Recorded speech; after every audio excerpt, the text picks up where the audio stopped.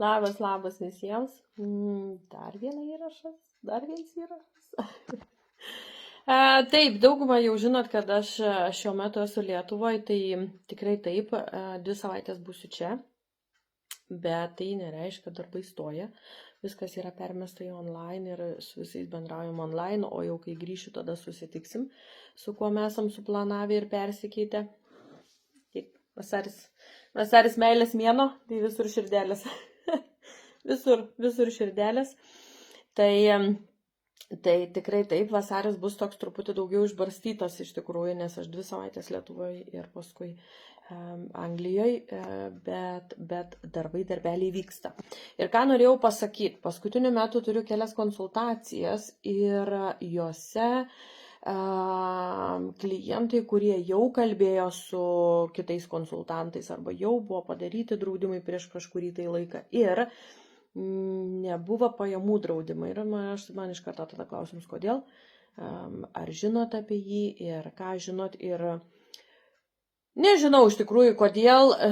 Iš dalies žinau ir smarkiai abejoju, bet yra kai kuriuose kompanijose, brokerių kompanijose, kurie neturi pajamų draudimą arba jį turi tik tai su 1 arba 2 kompanijom ir tikrai didelę kainą, nes yra kai kurios kompanijos, kurios tikrai labai brangiai kainuoja, nors realiai niekom nesiskiria nuo visų kitų, ne?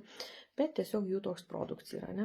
Kadangi aš dirbu su visom Anglijos kompanijom ir sistemai aš matau jas visas, tai galiu kainas lyginti. Ir ką tai reiškia? Tai reiškia, kad jeigu jums pasakė, kad pajamų draudimas yra daromas nuo 3, nuo 6 mėnesio ten, kad labai jį dabar sudėtinga padaryti, kad prieš COVID buvo kitaip, kad dabar yra labai sunku, nedraudžia, neišmoka, visokių prisiklausiau, man tuoj, aš kaip jokios sakau, man tuoj akis mirksėti pradės, kai aš išgirstu visą šitą reikalą, tai taip nėra, iškart sakau, taip nėra, pajamų draudimą mes galim padaryti ir gan paprastai ir gan lengvai. Taip, kleimo metu jau yra visas procesas, kada išmok pinigus, kaip juos išmok ir kokius dokumentus turi gauti, bet tai čia yra normalu, nieks neatsitink šiaip savo atėjai ir pasakėjai, aš dabar sergu, duokit man pinigus. Nu taip nebūna, nelogiška, negyvenkim rožiniais sakiniais, ne, turi sutvarkyti dokumentus, turi praeiti tam tikras laikas, turi patikrinti poliklinikas duomenis. Nu tai čia visur visada tas buvo, ar po COVID, ar prieš COVID, ar belia kaip, ne. Užsivedžiau, nes tikrai pikta. Kai išgirstu, be man sakė, nesąmonė sakė, aš iškart pasakysiu, nesąmonė sakė, nes pajamų draudimą galim padaryti, jis nėra kosmiškai brangus, bet tai apsaugo mūsų pajamas čia ir dabar, kai mes sergam ir negalim dirbti. Ir tas yra reikalinga ypač žmonėm, kurie dirba per agentūras ir konkrečių pajamų neturi, kai jie serga. Tie, kurie dirba su kontraktais, bet negaun jokią 100% atlyginimą kažkurį tai laiką, ko jie sirgs, ne? Tie, kurie yra self-employed, LTD, tai ten iš vis nešneku, jūs privalot jį turėti, todėl kad jūs patys už save atsakingi ir nieks kits, ir jeigu sirgsit, negalėsit dirbti, kosmosas, kaip išgyventi? Sakykime, ne, vat kaip išgyventi? Aš turiu klientų, kurie biuletenyse, serga ir negali dirbti, ne, daugiau negu metai. Kas tada? Vat kaip? Super, jeigu yra kažkuriam tai laikui santaupų. Kiek ilgai vyks jūsų santaupas dengs jums? Kiek? Keli mėnesiai, metai, valio, o jeigu 2? Kas tada? Jeigu dar ilgiau?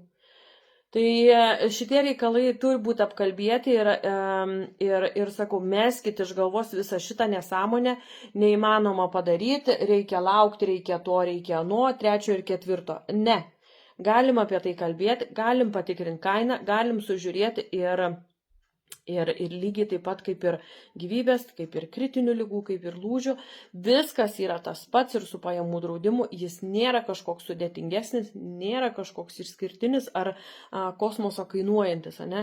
Ir kai žmonėm patikrinė, ar už pajamų draudimą mokės 12 svarų, yra kas 20, yra kas 30, yra ir daugiau taip, bet atitinkamai yra rizikos grupės, atitinkamai yra laukimo periodai, vienam išeina apdrausti tik tai 700, kitam 1700 ir turi kam apdraužti ir daugiau negu 2000 atlyginimą, todėl kad jo atlyginims didelis.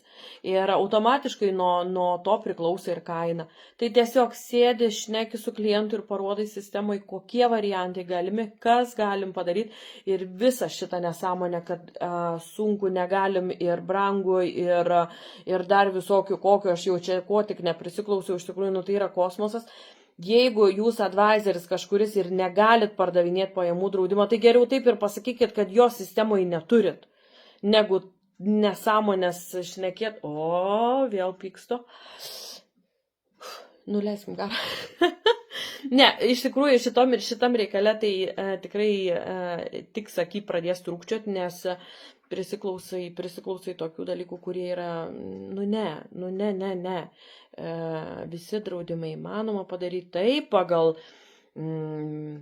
žmogaus, sakykime, medicininė istorija, taip, yra klausimynai, iš kurios atsakai, draudimai būn priimti, sakykime, su tam tikrais pakeitimais įvairiais ir panašiai. Tai čia jau kiekvieno asmeninis reikalas ir čia jau tada aptariam ir apšnekam, kokie variantai galime ir kuo mums tikėtis arba ką galiausiai gaunam atsakymą iš draudimo. Bet pats procesas vis tiek galbūt patikrins, vis tiek kainą galim sužiūrėti ir apšnekėti, ką ir kaip daryti. Taip kad pajamų draudimas nėra kažkoks išskirtinis, ko mes negalėtumėm padaryti. Galim ir apie tai tikrai reikia kalbėti. Daug kokį piktą video padariau. Nepiktą. Aš nepiktai. Bet jeigu kažkas jums sako, kad negalim, tai neklausykit. Patikrinkit dar kartą. Ne? Būkit mano protingi. Aš žinau, kad pas mane grupė yra absoliučiai nuostabus visi suėję ir tiem, kuriem kažkas netinka, tai jie išeina iš tos grupės, o su kuom jau mes bendraujam, tai jūs žinot mane ir jo. Taip kad pašnekam. Vasaris meilės mėnuo. Reikia džiaugtis širdelėm. Gerai, viskas širdelės. Nesirkit, būkit sveiki. Ir jeigu manęs reikia, aš čia.